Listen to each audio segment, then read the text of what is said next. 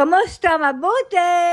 For today's video. For today's video ay palabas ako ng araw na yan para kumuha ng mga gamot ni Lola sa butika at nagpapabili niya sa akin sinili ng Astra ng mga pangkulay. Kaso hindi ko madadaanan ng tindahan na yon kaya sabi ko sa ibang araw na lamang at inutusan nga ni Lola sinili na kumuha ng pera para pambili ng tinapay. Tinapay is life nga kami dito sa bahay at hindi pwedeng mawala na araw-araw nga ay kumakain sila ng tinapay. Palabas na nga ako niyan at iniwan ko si Lola sa loob ng bomb shelter at kahit ceasefire na nga dito sa Israel ay hindi ko pa rin inililipat si Lola sa kanyang kwarto. Israel at Iran lang ang nag-ceasefire at hindi kasama ang Lebanon kaya naman si Lola ay nasa loob pa din ng bomb shelter. At eto nga't hindi pa tapos mag-upload ang person sa mga kaganapan ay may bago na naman balita na hindi tinanggap ng Iran ng mga nais ng US para sa kanilang magiging kasunduan. Sana nga ay magbago pa ang isip ng matapos ng kaguluhan dahil halos lahat ay apektado na din. At ayun nga si Lola kahit matanda na ay may higit-higit pang agala o trolley bag at kalasing mamamalengke. Dito nga sa Israel kahit 90 years old pa sila ay sila pa din ang gumagawa ng kanilang mga gawain basta malakas at kaya pa. At yung iba nga kapag lumalabas ng bahay ay mag-isa lamang sila. Hindi katulad sa atin sa Pinas na ang ganang edad ay halos nasa bahay lamang at hindi hinahayaan na umalis na mag-isa. At ang isa pa ay maswerte na sa atin sa Pinas kapag umabot ng 90 years old ang isang tao, hindi katulad dito sa Israel na normal na ang ganang edad.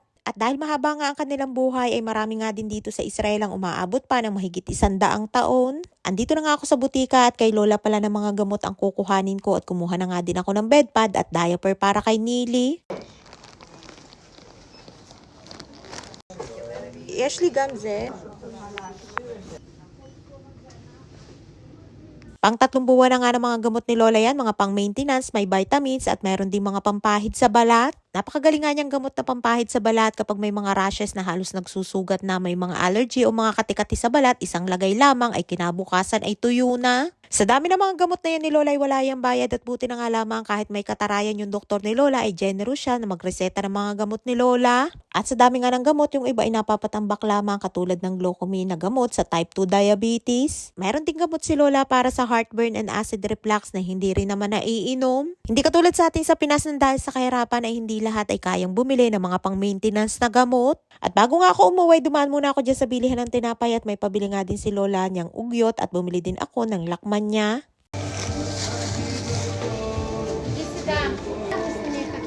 Kami Bisheva? Ay nga't mga tinapay nga lamang ay mahigit 1,000 pesos na ang aking binayadan. Buti na nga lamang at hindi na masyadong kuripot si Lola na magbigay ngayon ng pambili, hindi katulad dati nung bago pa lamang ako sa kanila. Ay nga't may nadaanan pa ako na itinapon na makapal na kutsyon, maganda pa nga at pwede pang magamit. Baka kung sa atin ngayon sa Pinas ay baka wala pang ilang segundo ay nadampot na yan at naiuwi na ng may gusto. Naabutan ko pala si Rapi dyan sa labas at may idinaan daw siya sa bahay na orange at wala daw ako sa bahay kaya sinili na ang nagpasok.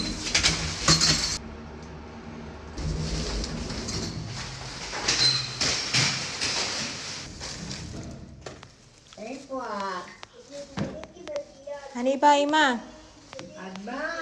Ay nga't pagdating ko ay hinahanap ni Lola si Nili at ayan nga din yung mga orange na dala ni Rapi. Panay nga ang tawag ni Lola kay Nili, ayun pala kaya hindi lumalapit ay andyan pala sa sulok at kumakain ng orange. Bago nga ako umalis ay pinaliguan ko at pagdating ko nga ay lagkit na lagkit ng nguso at kamay at puro katas ng orange. Parang ang bata sinilos kong kumain kaya ayan at pati ang kanyang damit ay puro patak din ang katas ng orange. Sabi ko nga ay kaliligo pa lamang niya, yamusin na agad at ayan nga at tinawanan lamang ako. Pagdating ko nga ay naghanda na din ako ng kanilang pananghalian at una ko na nga dinalhan ng pagkain si Lola sa kwarto bago ko inasikaso si Nili. Kain tayo itlog, avocado, babi. Kain tayong avocado at itlog. Pwede abot. Kulilayat niya. Tain. Ate tain.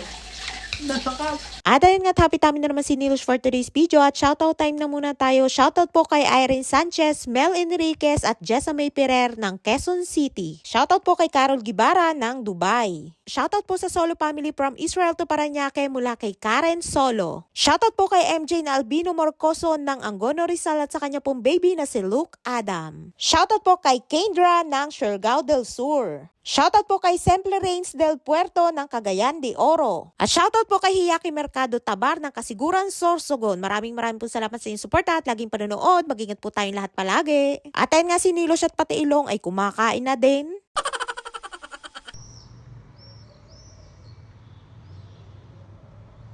Makulimlim nga ng araw na yan at sabi sa balita ay uulan daw at ayun nga si Nilos at Sleeping Beauty na.